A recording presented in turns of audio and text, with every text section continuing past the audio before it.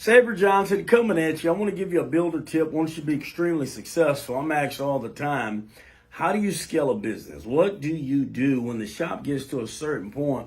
What are you doing on a daily basis? A lot of people get it confused and they think that I'm either doing intake with a client or I wish I had the opportunity to do that. I just don't have the opportunity to do those types of tasks anymore, or pulling the engine or picking up a car or busting a car down or finishing a car out. When you get to the point where I'm going to say you have more than 3 employees in your enterprise, you have a serious responsibility to manage that labor product. And what you're looking for is effective labor, and you're looking for efficient labor.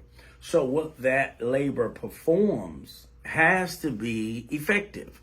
You can't go back and do the work over. You know, my cousin, I champion him all the time. He put me in this game, put me in this business. He taught me a lot. Now, he and I are 2 totally different thinkers in this sense. I'm someone who, maybe I'm more of a rancher. He's more of a shepherd when it comes to the automotive space.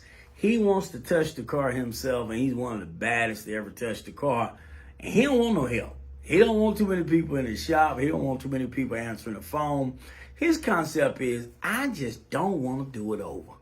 I believe I'm one of the best in the world, so why allow someone who's not as effective to do the job? My concept has always been, there's only so much you can do individually. And for years, he and I would talk, I wouldn't say debate, about expanding that. Man, why don't you teach somebody? Well, the other day he called me and he said, well, it's been a couple of months actually. He said, I just want to teach somebody. I want to give somebody else this knowledge that I have. So my style of building a car is more of a rancher style, big rancher with a whole bunch of cows. You got a bunch of cowboys and cowgirls out there taking care of that. And your job is to manage that labor product. So we're talking about efficiency and we're talking about effectiveness. Now, in my case, I'm managing on a weekly basis, somewhere a little bit over 900 labor hours. When we talk about this being a monster, this being what I do, a monstrosity, a lot of people can't wrap their minds around it. But you're talking about, you add up all of that's just on the technical side. I have the capacity to produce close to 900 bill hours a week. That sounds fun. That sounds exciting. Whoop de whoop. It's a lot of hours to manage because, one, you have to make sure that they are effective. That's very important.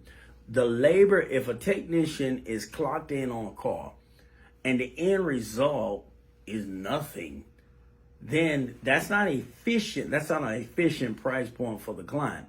So you have to have a system in place to ensure that those technicians that are, whatever they're doing related to the billable process of the car, you have to make sure that they're effective. And you have to make sure that their time is efficient. If it takes you 3 hours, today we had one of those kind of days. That's kind of how I get here.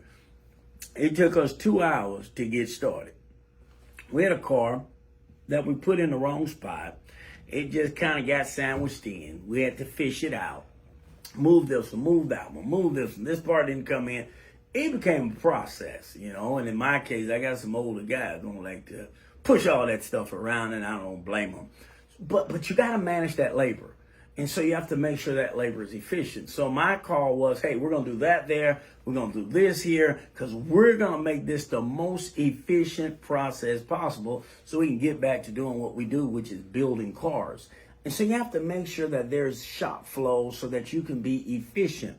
If not, you'll spend 7 hours preparing yourself to work for 3 hours worth of work. That's not efficient from the business side of things. So you have to be efficient in a way because you're trying to maximize that production. So in my case, it's, I have the capacity of close to 900 hours, 880 or something like that. Well, if a guy misses work, then that capacity comes down. A guy's out sick, that capacity comes down. The parts didn't come in and there's nothing else for the guy to work on, that capacity comes down. If a technician is ineffective, definitely that capacity comes down. What I find with a lot of shops, man, so I want you to do this, take part of a whole, take part over whole, do this mathematical equation. So in my case, if I got 900 capacity to produce in a week, the question is, what did we effectively produce?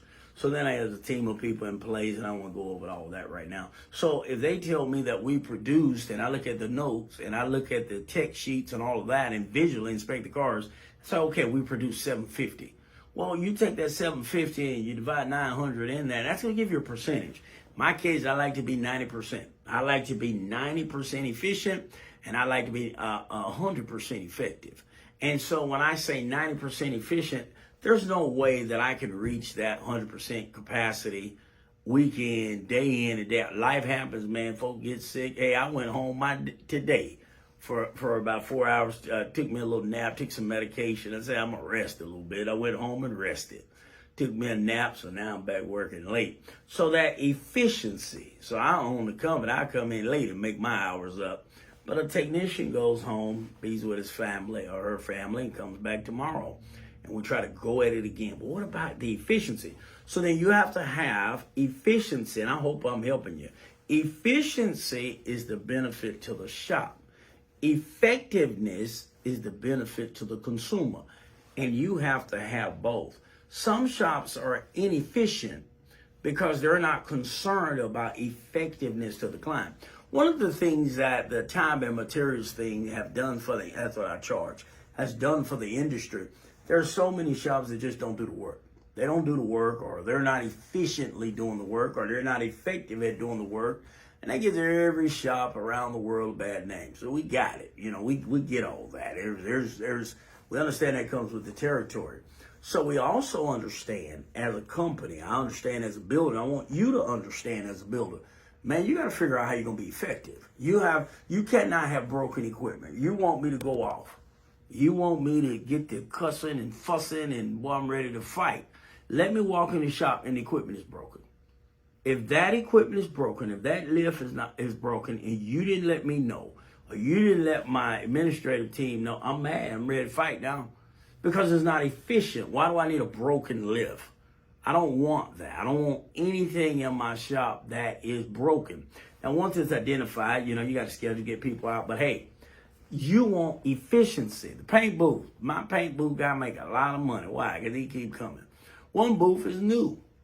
I think it's less than 5 years old, maybe 4. The other paint booth is probably 20 years old. Good booth. I work on both of them. You got to keep both of them up. You got to keep both of them going. My lift guy, shout out to Kenny, brother of Cammy. And if you know anything about them, boy, they the man when it comes to the lifts. And and my lifts aren't necessarily old, but he comes out probably, at least once every few months. Why? All that's designed to be efficient. We have parts request forms. Technicians fill those forms out, and those forms go into a process that hold those forms. The administrative team has to pull those forms down, look at those forms, get everything lined up, get it approved, get the part in.